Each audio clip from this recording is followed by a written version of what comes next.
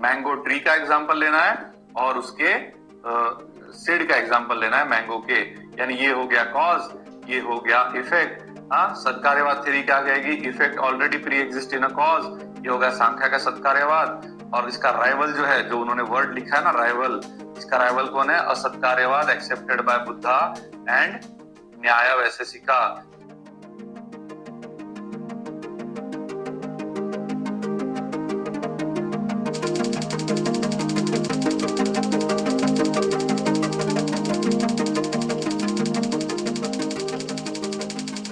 There is one question given here which was asked in 2020. It is for the 20 marks. अभी recent last year की mains में पूछा गया है। Question number 7A, देखो क्या लिखा है, mango tree is grown out of a mango seed, how will Samkhya system explain this process through their theory of a causation by rejecting the rival perspective. कितने शार्प है यूपीएससी वाले, मैं आपको बता रहा हूं ना, शब्दों का खेल है।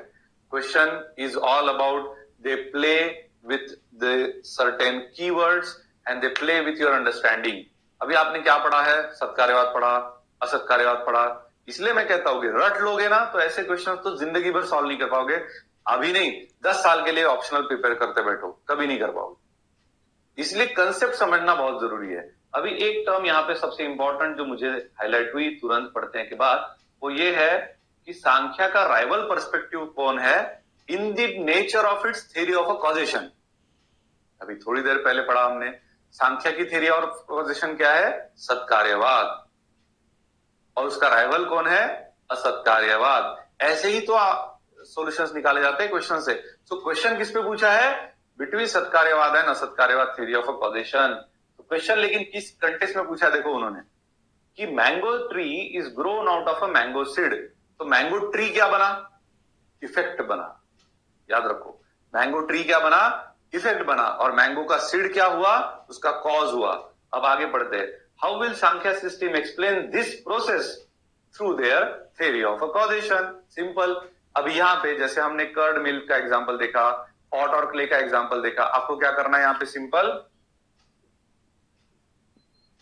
मैंगो ट्री का एग्जांपल लेना है और उसके सीड का एग्जांपल लेना है मैंगो के, यानी ये हो गया कॉज, ये हो गया इफेक्ट। हाँ, सत्कार्यवाद थ्योरी क्या कहेगी, effect already pre exist in a cause, ये हो गया सांख्या का सत्कार्यवाद। और इसका राइवल जो है, जो उन्होंने वर्ड लिखा है ना राइवल, इसका राइवल कौन है, असत्कार्यवाद एक्सेप्टेड बाय बुद्धा एंड न्याय वैशेषिका। तो सिंपल हो गया, ये क्या कहेंगे सत्कार्यवाद सांख्या वाले, या सांख्या कहेंगे कि mango tree already exist in a seed. अभी जो भी मैंने आर्ग्यूमेंट एक्सप्लेन किए, बस वहां पे मैंगो ट्री लगाना है और वहां पे मैंगो सीड लगाना है। सारे आर्ग्यूमेंट पहले बुद्धा न्याय के लिखने हैं, उसके बाद में सांख्या के लिखने हैं, खत्म आपका। 20 में से मिनिमम 11 मिलेंगे अगर इतना सुंदर आंसर लिखोगे तो। और क्या चाहिए, दिस इज द प्रिपरेशन।